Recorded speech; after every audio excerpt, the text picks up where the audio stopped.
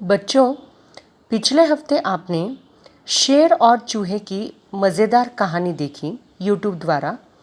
वही कहानी हम आज पाठ द्वारा देखेंगे और उसका अभ्यास करेंगे। बच्चों, हमेशा याद रखना, जब भी हम कोई पाठ वाचन करेंगे तो अपनी उंगली हर एक शब्द पर हो। तो चलो देखते हैं पाठ। चूहे की चतुराई। ऊंचे ऊंचे पहाड़ों के बीच में जंगल और जंगल में एक गुफा। इस गुफा में जंगल का राजा ताकतवर सिंह रहता था। ताकतवर यानी शक्तिवान, जिसमें बहुत ज़्यादा ताकत हो। एक दिन शिकार के बाद थक कर सिंह सो रहा था। उसके खर्राटों की जोरदार आवाज़ आ रही थी। खर्राटे का अर्थ क्या हुआ? जब हम रात में सोते हैं तो हमारे नाक में से जो आवाज़ें आती है उन्हें हम खर्राटे कहते हैं। तभी अपने बिल से निकलकर एक चूहा आ पहुंचा। चूहा बहुत शरारती था। उसने सिंह को फूंक मारी। सिंह को पता नहीं चला। चूहे ने अपने मुंह से सिंह की पूंछ को छुआ। तब भी सिंह को पता नहीं चला। वह गहरी नींद में सोता रहा। शरारती चूहे ने सोचा, सिंह के शरीर पर दौड़कर देखूं। वह कूदकर सिंह के शरीर पर चढ़ गया, पर डरकर तुरंत नीचे कूद पड़ा। देखा तो सिंह गहरी नींद सो रहा था। खर्राटों की जोरदार आवाज़ जारी थी। चूहे को लगा, यह सिंह तो बड़ा आलसी लगता है। चूहा फिर से कूदा। वह सिंह के शरीर पर दौड़ने लगा। चूहे के पैरों के नुकीले नाखून सिंह को चुभे। नुकीले यानी नोक वाले, यानी शार्प, उन्हें कहते हैं हम नुकीले नाखून। सिंह को चुभे। इससे सिंह जाग गया। नींद में बाधा पड़ने से सिंह को बहुत गुस्सा आया। उसने चूहे को चट से पंजे में पकड़ लिया। चूहा डर के मारे चूं चूं करते हुए कांपने लगा।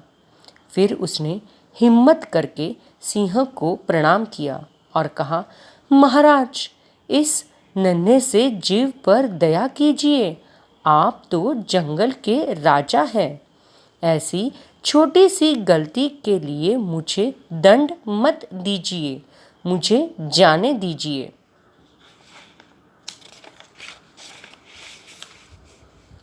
सिंह दहाड़ते हुए बोला, तुमने मेरा जंगल के राजा का अपमान किया है। इसे तुम छोटी गलती कहते हो? चूहा उदास हो गया। उसकी आंखों से टप टप आंसू गिरने लगे। उसने रोते रोते कहा, मुझे जिंदा रहने दीजिए महाराज। आपका यह उपकार मैं कभी नहीं भूलूंगा। कभी मैं भी आपके काम आऊँगा। यह सुनकर सिंह हंसने लगा। उसे बेचारे चूहे पर दया आ गई। सिंह बोला, बित्ते भर का तो है तू, मेरे किस काम आएगा? पर जा, तुझे मैं छोड़ देता हूँ। बित्ते भर का अर्थ क्या हुआ? बहुत ही छोटा। चूहा सिंह के पंजे से छूटते ही कांपता हुआ वहां से भागा और अपने बिल के पास जाकर बोला, महाराज, मैं छोटा ज़रूर हूँ, पर मेरा वादा है कि ज़रूरत पड़ने पर मैं आपके काम अवश्य आऊँगा। सिंह ने करवट बदली और सो गया।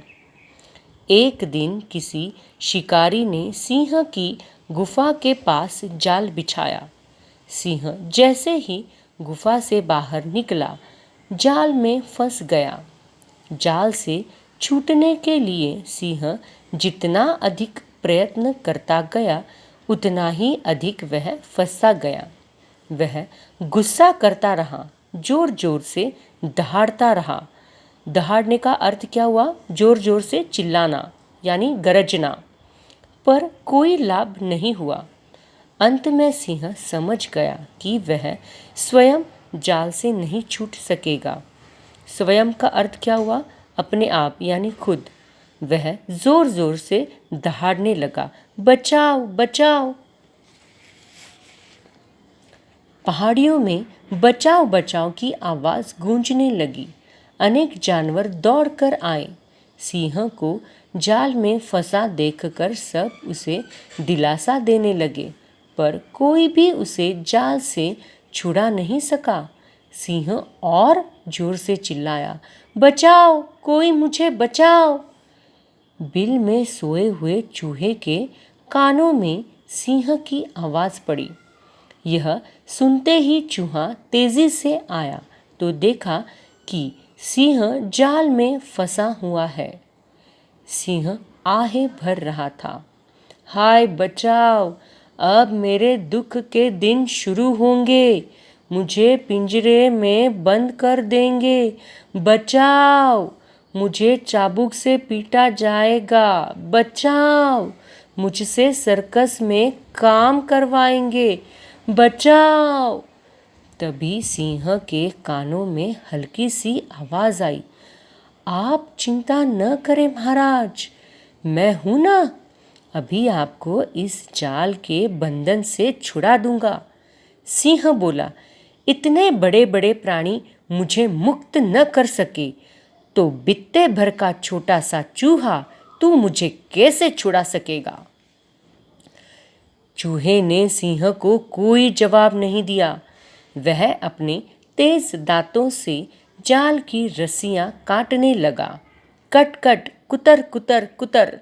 एक रस्सी काटी, 2 रस्सियां काटी, 4 रस्सियां काटी, 8 रस्सियां काटी। थोड़ी देर में ही चूहे ने सिंह के पाँव के आसपास की सभी रस्सियां काट डाली। रस्सियां कटते ही सिंह कूदा, प्रसन्नतापूर्वक जोर से दहाड़ा। फिर सिंह ने बड़े प्यार से चूहे को सहलाया और कहा, आज से तू मेरा पक्का दोस्त हुआ। सहलाया का अर्थ हुआ उसे प्यार किया। तो बच्चों, जो कहानी अभी हमने देखी है सिंह और चूहे की, यानी शेर और चूहे की, जो आपने पहले भी देखी हुई है और ये बहुत ही मज़ेदार कहानी है। पर इस कहानी से हमने क्या सीखा कि कभी भी किसी को छोटा नहीं समझना चाहिए। कोई भी प्राणी हमें किसी भी समय हमारे संकट के समय पर हमें सहायता कर सकता है।